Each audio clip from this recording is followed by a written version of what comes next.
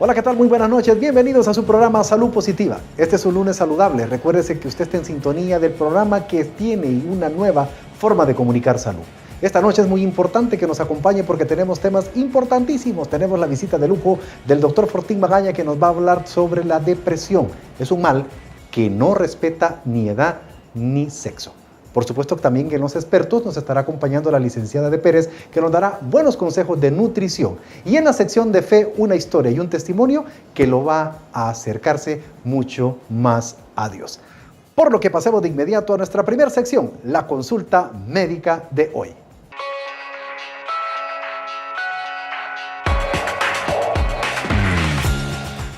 La depresión es una enfermedad clínica severa. Es más que sentirse triste por algunos días. Déjeme contarle que si esos sentimientos no desaparecen y persisten e interfieren con su vida cotidiana, puede que usted esté padeciendo esta enfermedad. La depresión es un trastorno mental frecuente.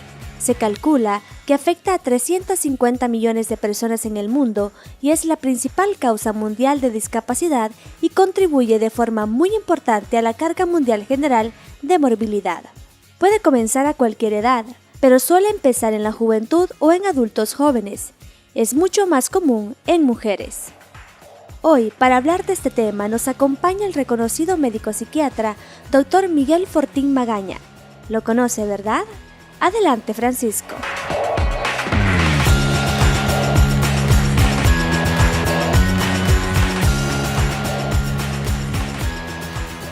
Gracias, Verónica. Tal como se lo prometimos aquí en su programa Salud Positiva, en su sección La Consulta Médica de hoy, procuramos traerle los mejores especialistas del país.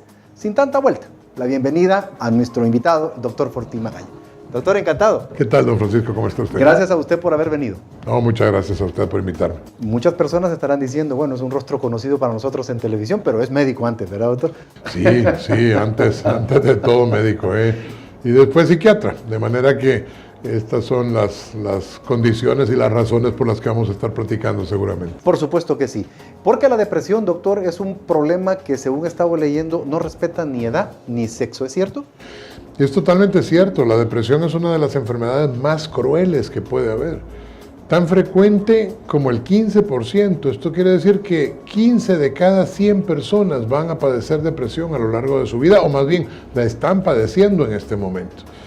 ¿Y a qué edad? Bueno, tan pequeñito como un niño recién nacido, porque un niño recién nacido que no tenga contacto con la madre, después de un tiempo empieza a sufrir los mismos síntomas de la depresión. Y el tratamiento, es curioso, es que las estudiantes de enfermería o de medicina empiezan a chinear a ese niño. Y entonces el jefe de servicio les pide que chineen al niño constantemente porque necesita el contacto con la figura femenina, materna, nutricia, y esto es parte de ese tratamiento.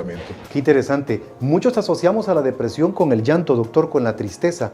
Pero ¿cuál sería una definición amigable para que todos entendamos qué es la depresión? Bueno, en términos generales hay depresiones típicas y otras que no lo son tanto y que son extrañas, ¿verdad? Pero la depresión típica es la tristeza sin motivo. Es decir, cuando una persona está bastante triste, cuando pasan los días, pasan las semanas, pasan los meses y no hay como ganas de hacer las cosas, entonces a lo mejor estamos delante de una depresión.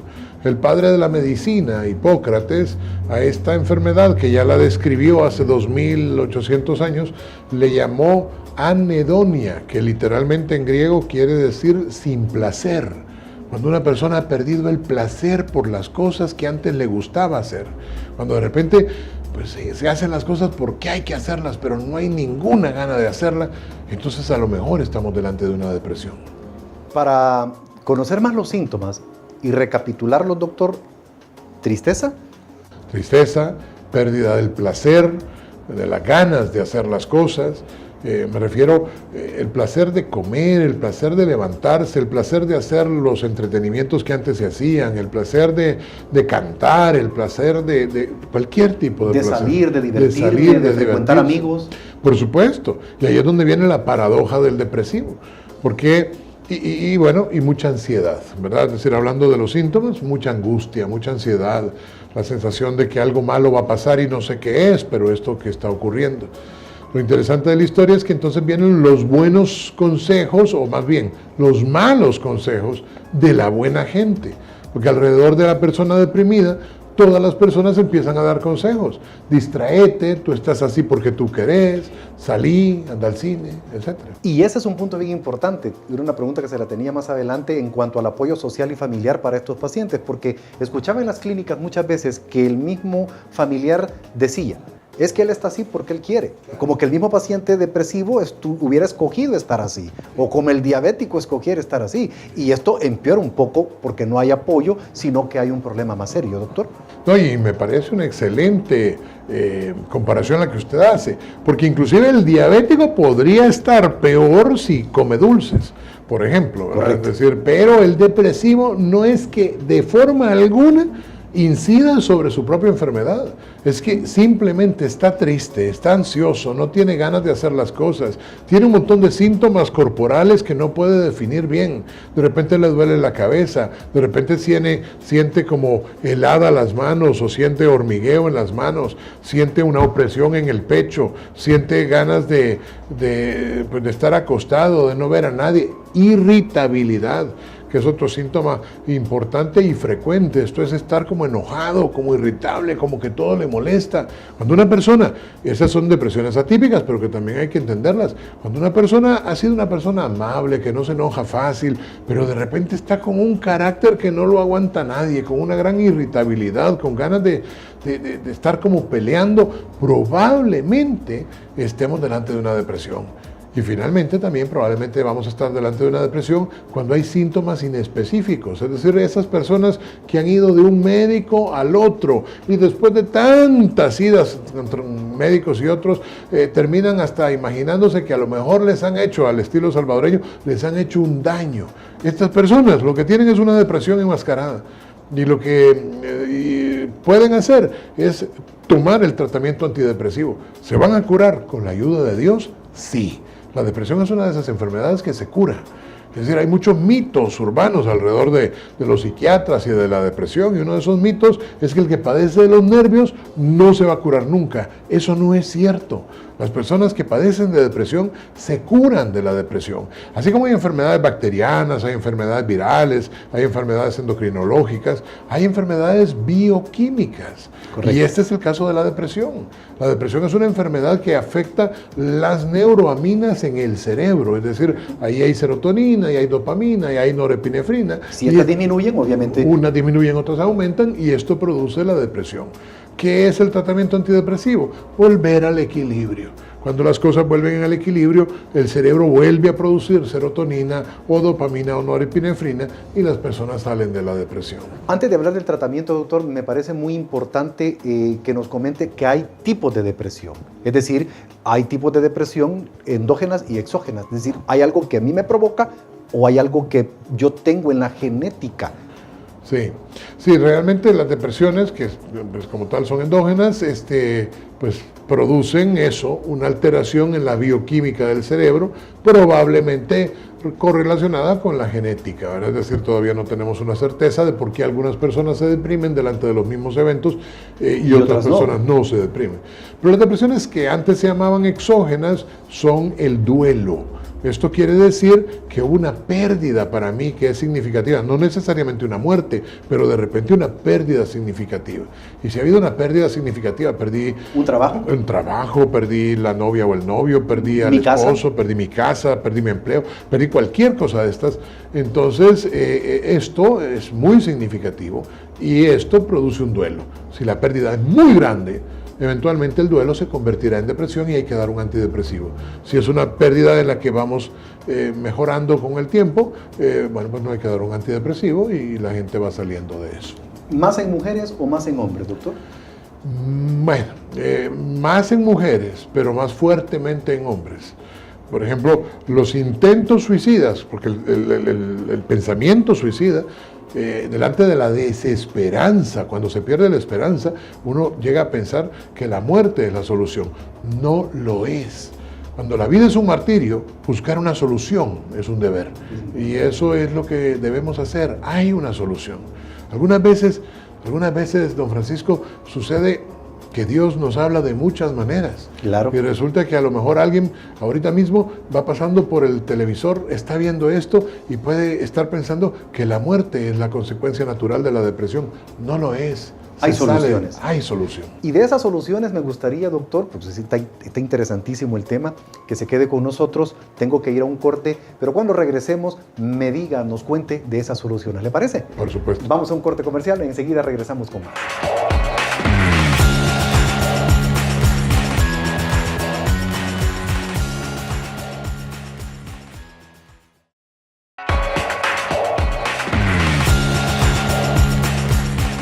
¿Sabía que hay 4 formas de salir de la depresión? Si está lleno de sentimientos de inutilidad, tristeza y falta de esperanza, entonces es posible que tengas un cuadro de depresión. Esta es una condición diferente del simple hecho de estar triste o tener una mala semana. Método 1. Aumentar el contacto y el apoyo social. Habla con un terapeuta. Este profesional podrá ayudarte a resolver los problemas por los que pasas actualmente. También puede ayudarte a informarte acerca de tu depresión. Método 2. Dedica tiempo a las personas positivas. Es un buen camino. El apoyo es crucial para poder alejarte de la depresión. Déjate contagiar de su sonrisa y buena energía. Método 3. Da y recibe contacto físico. Abraza a tu pareja y emplea el contacto físico para reducir tu depresión. Esto libera químicos en el cerebro, oxitocina, que aumenta la felicidad y disminución de la depresión. Abraza a un amigo, toma de la mano a una persona, juega y acaricia a tu mascota. Método 4. Cambia tu manera de pensar. Haz una lista de tus pensamientos. Puede ser que no tengas tantos pensamientos negativos. Luego, crea un pensamiento positivo o más lógico por cada pensamiento negativo. Puede ser así. En lugar de decir, soy feo, pensaré, soy único y hermoso a mi propia manera. No necesito adecuarme a cualquier forma de belleza de la sociedad. Y sonríe, estás a punto de salir de la depresión.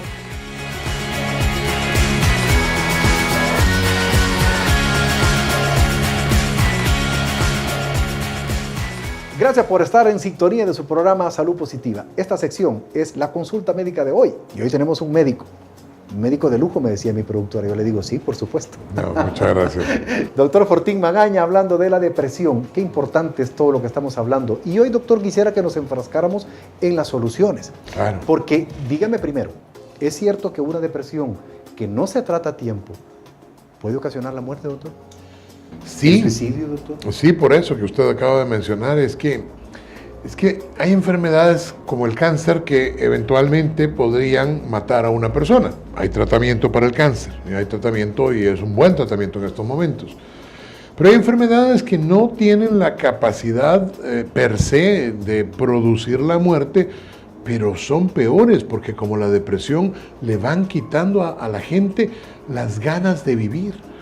Y en un momento determinado llegan a tener una especie de obsesión sobre que la vida no tiene sentido, que no vale la pena seguir viviendo así y que lo mejor sería quitarse la vida. Y eso no es cierto. Realmente la vida tiene todo el sentido del mundo. Y la realidad es que la depresión es una enfermedad que se puede curar, que realmente la gente puede en un momento determinado volver a experimentar las emociones, la alegría, las ganas de vivir. Pero estoy de acuerdo que pueden haber, doctor, situaciones obviamente duras, situaciones difíciles, que estas son cuestiones que quizá no tenemos planeado, que ocurren, Claro. que nos causan tristeza. Ahora, ¿cómo podemos detectar nosotros síntomas depresivos? O decir, esto ya no está bien, esto ya está mal. Y que ese familiar y que ese apoyo familiar sea de veras un apoyo. No, es que por eso le decía, la familia tiene que comprender que quien tiene una depresión no está así porque él quiere. O sea, la persona que tiene una depresión no tiene la fuerza, no tiene la serotonina suficiente, biodisponible en el cerebro, y no tiene muchas veces energía, pero ni para agarrar un vaso, por ejemplo. Entonces, esto es los síntomas de la enfermedad. Y cuando estos síntomas existen, pues las personas, igual que cuando alguien tiene apendicitis, pues que tiene un dolor que empieza por acá, se le va por allá, temperatura, dolor al mover la pierna, esos son los signos y los síntomas que diagnostican pues una enfermedad que se llama apendicitis. Así, cuando una persona tiene tristeza, ha perdido la energía, las ganas de hacer las cosas, cuando está irritable, cuando hay ansiedad, cuando hay ganas de llorar, cuando hay dolores físicos inespecíficos, entonces estamos delante de una depresión. Un anuncio de una casa farmacéutica, me gusta mucho, dice, la depresión duele. Y este es un elemento importante porque de verdad la depresión duele. Ha habido santos, grandes santos, que han tenido depresión. Incapacita, doctor. Es que incapacita le voy a recordar a San Ignacio de Loyola, el fundador de los jesuitas. San Ignacio de Loyola en un momento determinado, igual que Santa Teresa de Ávila, que era una mujerona, doctora de la iglesia en el siglo XVI, en donde las mujeres pues no tenían mucho espacio en un mundo de hombres totalmente machistas. Y los dos tuvieron depresión. Y San Juan Pablo II, un papa espectacular reciente, que también tuvo sintomatología depresiva. Imagínese usted si ellos saben que la verdad, el camino y la vida es el Señor Jesús. Por supuesto. Y tienen ese tipo de circunstancias, que tienen esa comunicación, ese estado de ánimo, ese Espíritu Santo en ellos. Sí. Y una persona que no lo tiene. Por eso lo digo, porque algunas personas, inclusive los grandes santos, en un momento determinado, San Ignacio de Loyola esto le llamaba el invierno del alma. Se sentía tan poca energía, tan poca ganas de todo, o el fundador del Opus Dei, San José María, por ejemplo, que venía y decía, cuando estaba, porque también sufrió una depresión, y llegaba al Santísimo, y entonces decía, vengo aquí, Señor, como un perro delante de su amo, sin poder hablar, simplemente a estar delante de ti, porque no puedo ni hablar. Es así de horrible lo que se puede sentir delante de la depresión, pero se sale, y esto es importante de entenderlo. Es decir, la depresión es una enfermedad que tiene cura, que realmente tiene cura. No es nada más que vamos a dar una menjurje con el que las personas más o menos van a estar bien. Es una cura definitiva. Es que con la ayuda de Dios y un poco de paciencia, porque no son drogas lo que se usa en el tratamiento de la depresión.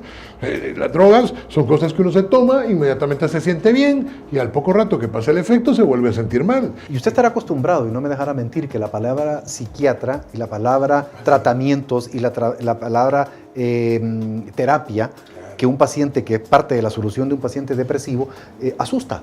No, se asusta, porque la palabra psiquiatra se ha asociado con locura. Correcto. Y tal vez haya que decir que la depresión no es locura, ni se convierte en locura. Okay. De hecho, la gente que está loca ni siquiera se da cuenta muchas veces de lo que está pasando alrededor. Pero la gente que está deprimida se da perfecta cuenta de lo que le está ocurriendo alrededor. ¿Y qué podemos hacer, doctor, después de haber experimentado, analizado todos estos síntomas? ¿Qué tiene que hacer un paciente deprimido? Bueno, cuando se ha diagnosticado, porque ese es el primer paso, el diagnóstico. Es decir, cuando se hace un diagnóstico, entonces uno debe recibir un tratamiento. ¿Cuáles son las soluciones que tiene un paciente depresivo? Hay un montón. En 1951 aparecieron los primeros antidepresivos modernos. Ahí la mala fama de los antidepresivos.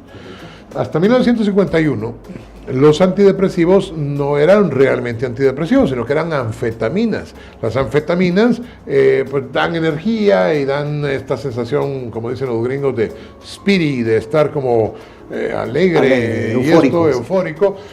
Y entonces eso era lo único que se ocupaba.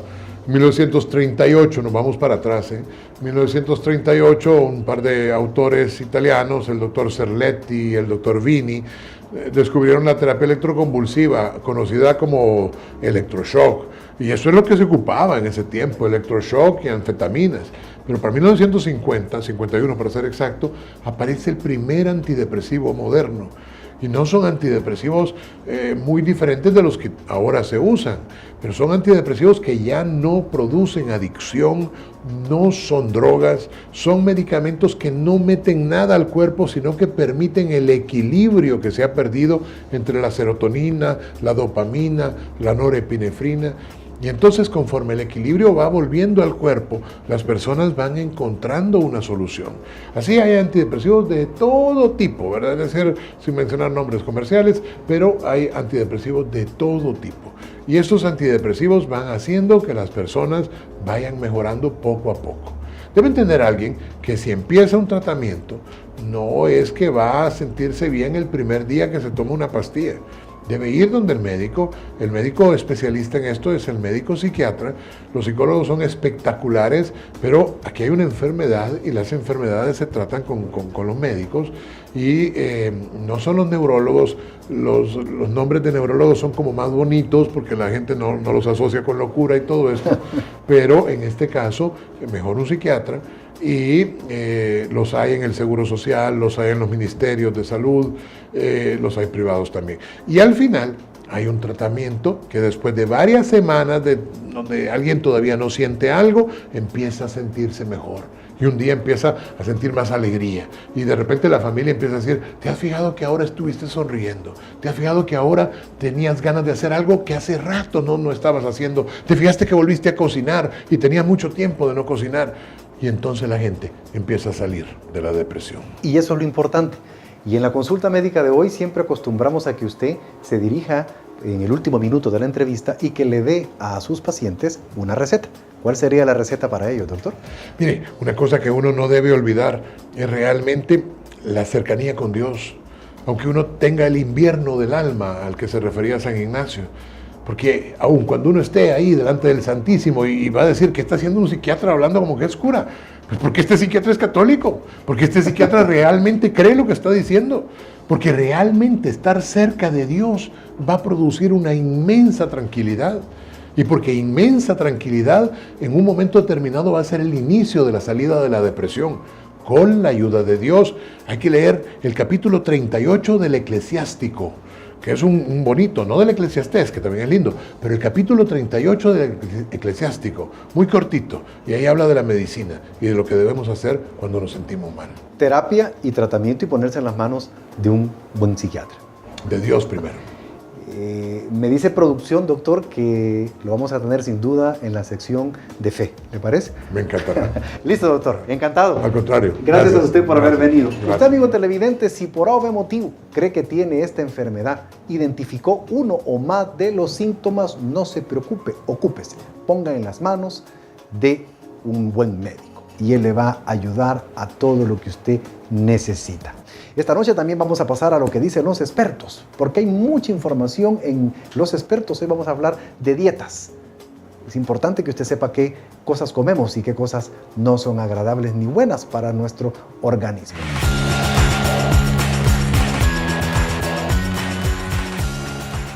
Qué bueno que nos acompaña en su programa Salud Positiva. Esta es su sección ¿Qué dicen los expertos? Y esta noche, para hablar de los alimentos que nos provocan el reflujo, de nuevo con nosotros nuestra nutricionista, la licenciada De Pérez. Bienvenida, licenciada. ¿Qué tal? Mucho gusto. Gracias por estar nuevamente en este programa.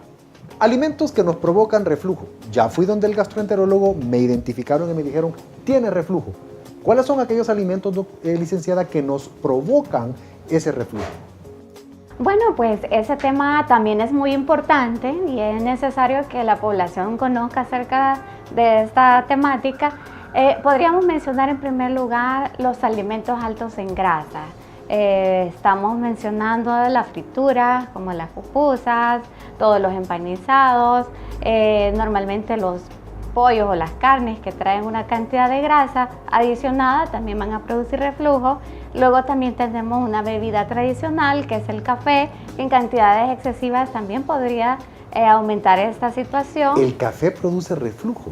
Sí, lamentablemente el café sí activa lo que conocemos como bomba de protones a nivel estomacal, entonces esto sí puede activar un poco más el reflujo. ¿Cuál es más, licenciada? Luego tenemos el chile.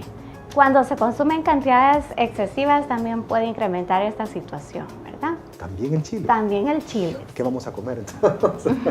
Es importante porque los alimentos obviamente nos provocan. Si estamos en un momento en el que nos han identificado, nos han dicho, mire, tiene que cumplir este tratamiento, es muy importante entonces que nosotros nos cuidemos. Podría ser que estemos tomando inhibidores de bomba y en este momento evitar esos alimentos. ¿Cuál es el vino, licenciada?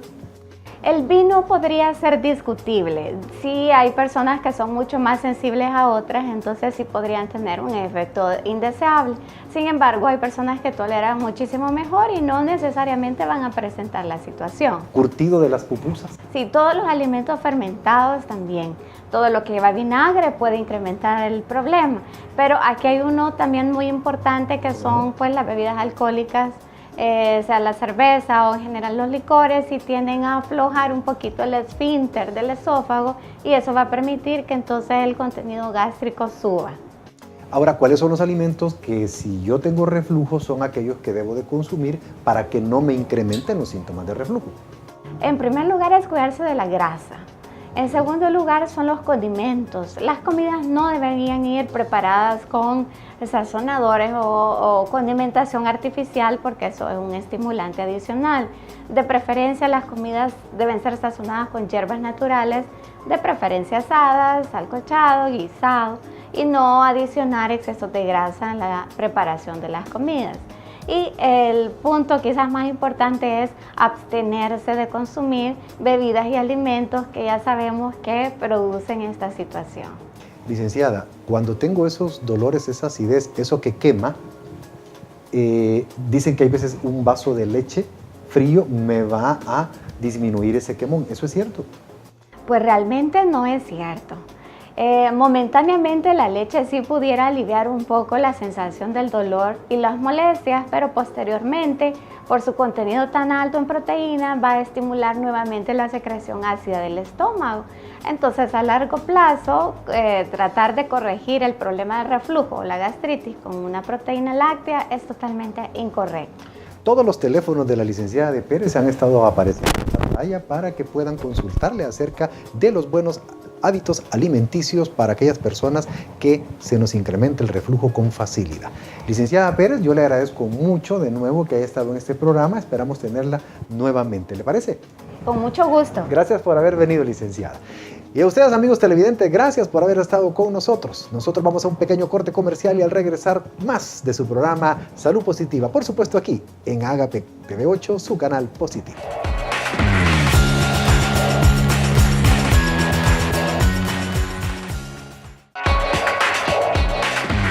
Qué bueno que nos acompañan. Este es el lunes más saludable de la televisión en El Salvador. Todas nuestras redes sociales esperan sus comentarios, sus consultas, que haremos llegar a los expertos que nos visitan en nuestro programa. Los lunes a las 9 lo esperamos, por supuesto, en Canal 8. Y si usted no nos puede ver, los domingos a las 4 de la tarde también nos puede sintonizar. Le comparto que hay muchísima información en YouTube. Búsquenos para que pueda compartir con algún familiar algún programa en específico sobre alguna patología que le interesa. Pero es hora de conocer las informaciones más importantes, así que pasemos al apéndice del hoy.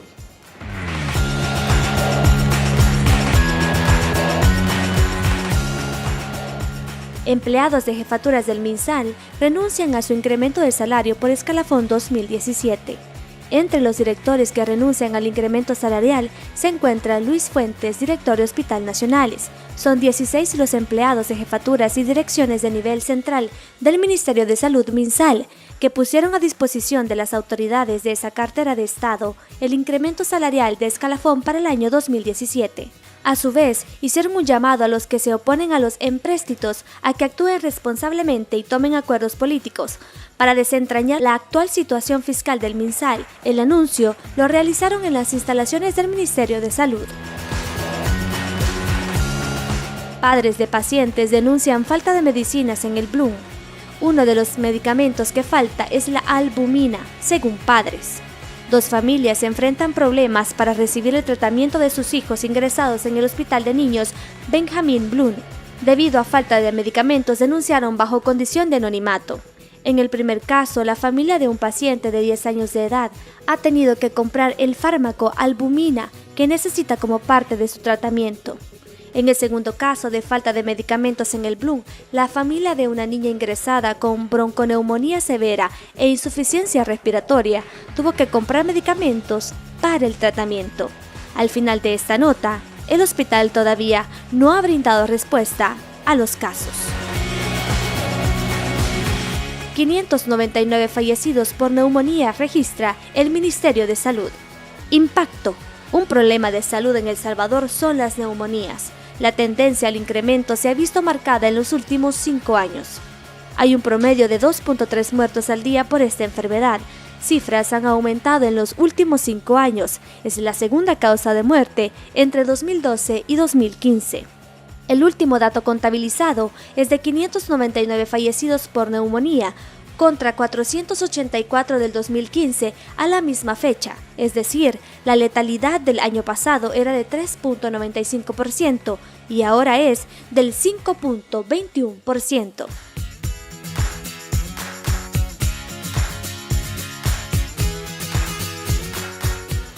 Nos acompaña una joven que es la mayor de 3 hermanos, que a sus 14 años fue diagnosticada con leucemia linfoblástica aguda. Conozcamos la historia de Odily Herrera. Es nuestra invitada de hoy en Dosis de Fe. Adelante, Francisco.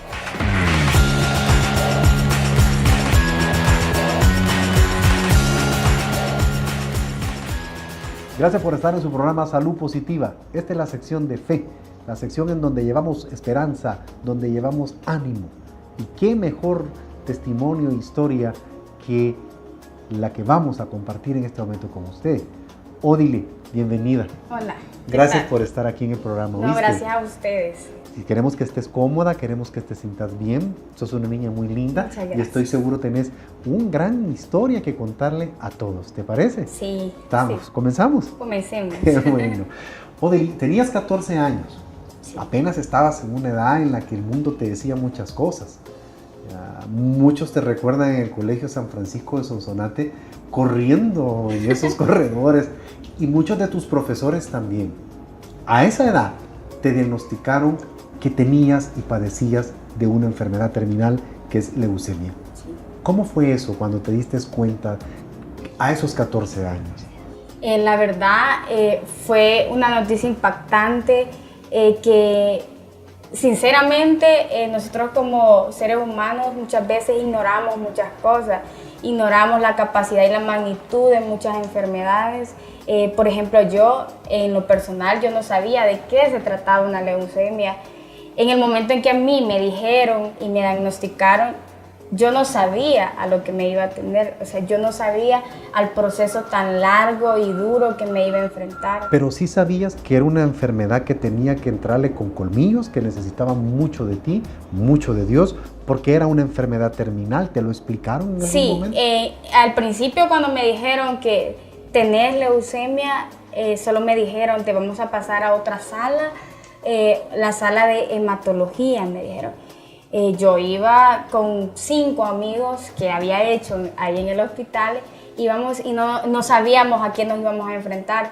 Entonces ya estando ahí en el cuarto, llegó el médico y nos dijo, nos explicó todo, van a hacer un proceso de quimioterapia, se te va a caer el pelo, te vas a poner súper delgada, te van a dar fiebres, no puedes comer en cualquier parte. Eran un montón de restricciones que me pusieron, y recuérdense que uno a los 14 años es como un alma sin dueño, ¿verdad? O sea, uno quiere vivir, quiere experimentar. Claro. Entonces yo me vi frustrada en el sentido de que me dijeron, no puedes estudiar. ¿Eso en qué mes fue más o menos? Eso fue en diciembre. En diciembre de un año, creo que a pocos meses de que cumplieras 15 años. 15, sí, porque yo cumplí los 15 en marzo del 2013. Ajá, y me diagnosticaron en diciembre del 2014. Sí, yo pasé la Navidad y el fin de año en el hospital. ¿Cuánto tiempo fue tu estadía en el hospital? Un año. Es que lo que pasa es que me dejaban ambulatorias, se llaman las quimioterapias. Uno va en la mañana y regresa en la tarde a su casa. Y depende cómo vaya la salud. Si uno no se pone peor, si se pone peor, lo ingresan. Y ese es el problema, que pasa hasta 2 meses ingresado y sin poder ir a su casa. Si no podías ir a tu casa, si tenías 14 años, si habías dejado todo en tu colegio, todos tus compañeros, si sabías que no podías llevar una vida como la que muchos, o como la que habías llevado antes de esa noticia, ¿qué hiciste tú como persona para mantener y poner de tu parte en esos momentos? Yo recuerdo que la primera vez que fui a mi casa, me fui a hincar a mi cuarto y le dije a mi mamá, mamá, cómprame una velita. Y me llevó mi mamá la velita y yo le dije que me dejara sola. Y yo me hinqué y yo sé que le pedí de corazón que me diera fuerza, que me diera fortaleza. A pesar de que yo tenía 14 años, Dios me dio esa gran fortaleza porque para soportar durante un año procesos duros, procesos dolorosos, porque son dolorosos. Y la verdad que yo me conecté mucho con Dios, tenía bastantes acercamientos con Dios. Tuve dos acercamientos bien grandes. ¿Sí? Háblanos un poquito, contanos qué pasó en esos acercamientos. Recuerdo que el doctor me dijo, al primer mes de quimioterapias te vamos a hacer una médula ósea. Es un examen ese, ¿verdad? Ajá, es un aspirado de médula. Y entonces me lo hicieron el aspirado y me dijeron, en una semana te vamos a dar el resultado. Entonces yo me fui a mi casa y recuerdo que yo estaba durmiendo porque yo tenía llagada mi boca, no podía tragar ni siquiera agua. ¿Eso era por los efectos de la quimioterapia? Era por la quimioterapia. Entonces yo recuerdo que estaba acostada y de repente vi el teléfono, eran las 2:49 de la mañana y me puse de lado. Y de repente vi que alguien se acercó a mí y me dijo algo en el oído. Y me di la vuelta y me puse boca abajo a dormir. Y empecé a sentir como que me sacaba algo de adentro y me sentía como que se estaba flotando. Y me quedé en un reposo total y absoluto. Una paz, una quietud. Ajá, una paz. Y que yo jamás, desde que empezó el tratamiento, jamás había podido dormir de esa manera. Y al día siguiente yo no tenía ninguna llaga en la boca, yo no tenía nada, ningún dolor de nada. O sea, las llagas no se quitan de una hora para otra. Y al día siguiente yo no tenía ninguna llaga. ¿Ese día supiste entonces que Dios quería tratar contigo? Sí, claro. Y a los 2 días fui al aspirado de médula y me salió 0 de blasto, 0. Pero ahí no era, todavía no quería Dios terminar eso, todavía tenía más para mí. Entonces me dijo el doctor, tenemos que seguir ese tratamiento porque tenemos que completarlo. Si no lo completamos, no va a tener el efecto que queremos. Y así surgieron un montón de cosas más y bonitas. Sí, es una etapa que fue difícil para ti, pero es muy importante tu historia y creo que todos nuestros amigos televidentes tienen que estar aprendiendo de esto. Cómo una niña de 14 años pudo tener en su vida un momento tan difícil y hay veces nosotros y muchos, Odili, nos quejamos por un dolor, por una gripe, por una quebradura, por una enfermedad. Al regreso del siguiente corte quisiera que por favor nos platicaras cómo fue tu sanación, qué pensás de esto y qué es el papel que Dios está jugando en tu vida, ¿te parece? Sí. Ok, vamos a un corte comercial, regresamos en un momento.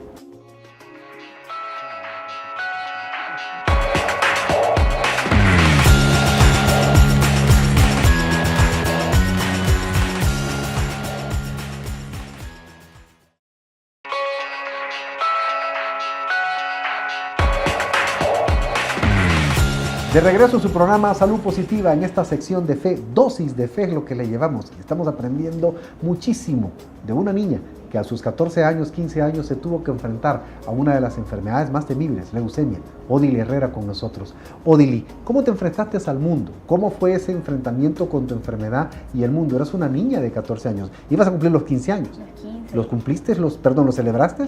Sí, hicimos una fiesta. La hicimos en mi casa porque debido a lo que yo estaba pasando, tenía bajitos mis defensas, entonces no podíamos trasladarlos a otro lugar. Entonces, con ayuda de todos nuestros amigos, nuestros allegados, nuestros vecinos, nos ayudaron a arreglar la casa y todo, y quedó súper bonito. E invité a mis amigos del colegio, mis amigos de San Julián, y todo, yo lo disfruté. E incluso un día antes me habían puesto quimio y el día siguiente fue mi cumpleaños. Bueno, ya lo había cumplido, pero la celebración fue un día después de mi quimio. pero yo me sentía con todas las pilas puestas. Claro, y se nota que las tenés, hija, Sí. y eso es lo más importante, que no has perdido eso. Me cuentan también, tengo entre mis notas, que cuando estuviste enfermita, tu mami acababa de tener a uno de tus hermanitos, ¿sí? Sí, a mi hermanita menor, que O sea, tu ya mami no te podía ir a ver. no, que ya casi va a tener 4 años, mi hermanita. Todavía tenía 1 mes de nacida y mi mamá le habían practicado la cesárea, entonces no podía dejar a mi Claro. hermanita. Entonces vino mi tía, que mi tía siempre ha sido el bastión para salir adelante de todo, mi tía y mi mamá. Y mi papá, por supuesto. Sí. Mi tía pasaba días y días en el hospital sin dormir. Yo creo que me quiere como una hija o quizás más, porque ha dado todo el 100%.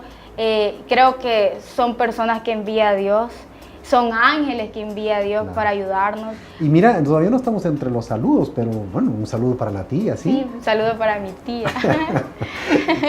Una cosa bien importante, ¿cómo te enfrentaste al mundo? Tenías 14 años, estabas en un colegio, regresaste a tu colegio, ¿querías salir? ¿No querías salir? Me decís que tenías las pilas bien puestas, tenías en un momentito sin cabello tu cabellera, ¿verdad? Sí. ¿Y qué más? ¿Cómo te enfrentaste al mundo?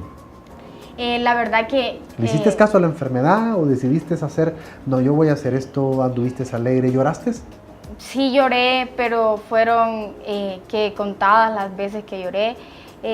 Creo que si yo me deprimía y lloraba, estaba perdiendo la fe.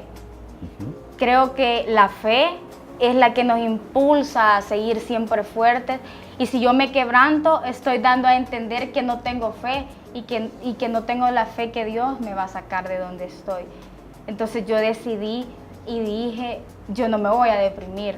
Yo no me voy a hacer menos que otra persona. Claro. Es cierto, existe una discapacidad, pero por supuesto, porque física. no puedes hacer las mismas actividades. Exacto, exacto. Existe una capacidad física, muchas veces emocional, pero creo que depende de cada persona y depende de la conexión que tengamos con Dios. Así va a ser nuestro desempeño y así vamos a tomar cualquier problema en la vida. Odili, en ese tiempo, en esos momentos, dijiste algo muy bonito. No me ponía triste, no lloraba porque si no perdía la fe. Exacto. Pero ¿hubieron momentos en los que sí creíste perder la fe? Sinceramente no creí perder la fe, pero sí me sentí decepcionada y sentí que quizá no era el momento y que tenía que seguir luchando y ya estaba cansada. Entonces... Me contaste que había un ciclo de quimio que iba, según tú, en tus cuentas a terminar, pero que de repente te dicen que tenías que volver de nuevo. Sí, ya iba sobre 8 meses, 9 meses en quimioterapia sin descansar ningún día, no descansaba fines de semana, nada. En esas enfermedades no hay descansos y según mis cuentas yo ya iba a salir y me hacen el aspirado de médula y me salen el 10% de blastos cancerosos. Entonces me dijo el médico que tenía que practicarme 2 ciclos de alta dosis. Las altas dosis me explicó que si yo las pasaba iba a vivir y si no me iba a quedar en ese ciclo. Fue una decisión que yo no quería pero me dijo algo sabio el doctor y algo que siempre se lo voy a agradecer y me dijo que en la vida vamos a tomar decisiones que no nos van a gustar. Y en ese caso esa decisión no me gustó porque yo ya no quería más quimio. Claro. Yo estaba cansada, yo estaba deteriorada. ¿Y tu familia? ¿Tu mamá, tu papá, tus hermanos? ¿Cómo vivieron esto? ¿Te acuerdas? Sí, mi mamá, no sé mucho porque yo no pasaba casi en mi casa. Claro. Y mi mamá me iba a ver pocas veces al hospital. Y la verdad que yo admiro mucho a mi familia porque cuando estaban conmigo nunca se mostraban quebrantados. Quizá cuando no estaban conmigo tal vez sí, pero eso me daba fuerzas porque yo veía, ellos están bien, entonces yo también tengo que estar bien. Entonces yo creo que la familia también es parte fundamental para salir de una enfermedad así. Y tus amigos, tengo entre las notas que me prepararon también, y cuando estudié tu entrevista, habían unas fotos que me llamaron la atención de tus amigas que decidieron vivir contigo este momento. ¿Tus amigos también? Sí, yo recuerdo que en febrero ¿Sí? me llegaron para el Día del Amor y la Amistad, hicieron una excursión del colegio mis ex compañeros y me fueron a ver, me llevaban globos, me llevaban estampitas, y yo la verdad que yo a ellos siempre se los voy a agradecer porque me levantaban siempre el ánimo, me invitaban a ir al colegio, yo iba, también al director del colegio que siempre me brindó la mano y siempre se portó de lo mejor conmigo. Siempre que yo quería ir, él me dejaba entrar a las clases. Es para que yo me sintiera ¿Andaba que era parte. sin cabello? Sí, siempre. Lo que pasa es que yo utilizaba bufandas en el cabello. Eso veía en las fotos. Sí, pero todos me decían que me veía bien bonita. ¿Y te gustaba que la gente te viera o sentías pena? No, nunca sentí pena, gracias a Dios, porque sí tuve unas experiencias con compañeras del hospital que sí sentían mucha pena, pero yo creo que eso es lo superficial, es algo que queda a un lado. ¿Viviste y conviviste con personas también en el hospital, me imagino, que te dieron fuerzas o tú diste fuerza en algún momento? Yo creo que ahí es mutuo eso. ¿Sí? Creo que dependiendo de lo que esté pasando la otra persona, así ella está mal y yo que estoy bien, ¿por qué no me voy a sentir bien?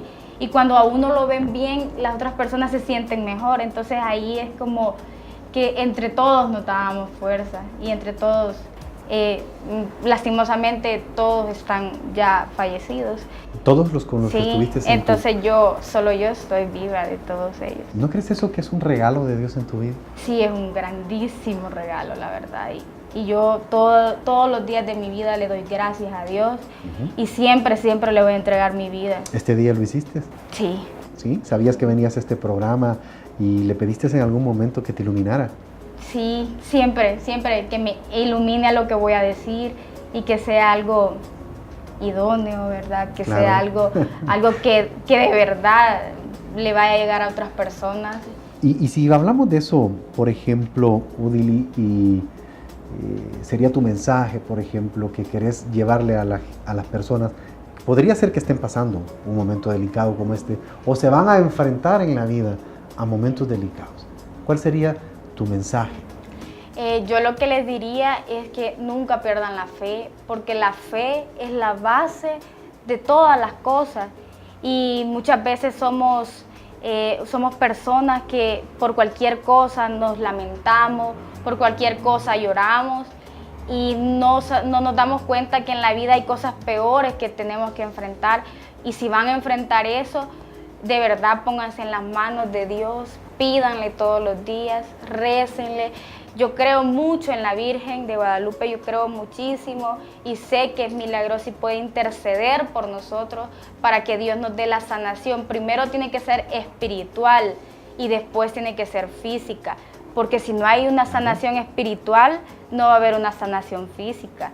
Entonces yo les invito a que no importa cómo esté el cuerpo, no importa lo grave que estés, pero si estás bien con vos mismo, si estás bien interiormente, las cargas van a ser livianas y no las vas a sentir. Y hay que ponerse mucho en las manos de Dios. Sí, eso es lo principal en todo, en cualquier problema, ya sea enfermedad, ya sea problemas del trabajo, en cualquier ámbito de la vida, eso es lo fundamental. Tremenda lección. Ha sido un gusto enorme tenerte en el programa. Muchas gracias. Espero te hayas sentido cómoda. Esta es tu casa. Esperamos que regreses pronto. Y bueno, es una tremenda lección para ustedes, para las personas que en algún momento estamos desfalleciendo y todo. En lo personal ha sido un momento muy importante. Muchas gracias. Yo te agradezco mucho. Gracias. Dios te cuide. Gracias. Y a usted volvemos más pronto. Es muy emocionante esta entrevista, pues porque ella cautiva los corazones de las personas que estamos cerca de ella. Y en este caso, pues ha sido una entrevista muy emotiva y espero que a usted le haya servido de mucho. Quería decirle, volvemos más pronto. Gracias, mi reina.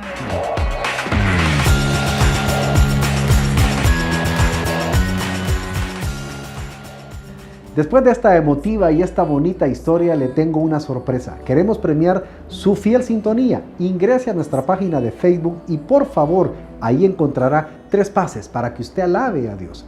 En el concierto de Atenas, Atenas nos visita este sábado 24 en Cisco a partir de las 6 de la tarde, celebrando el aniversario de Radio El Salvador del Mundo, de la comunidad El Salvador del Mundo. Por lo tanto, hay 3 pases esperando por usted. Queremos que se divierta, queremos que alabe al Señor en esta tarde preciosa de alabanza en el Cisco. ¿Qué le parece si empieza desde ya e ingresa a nuestra página de Facebook? Y bueno, buena suerte a los que ganen.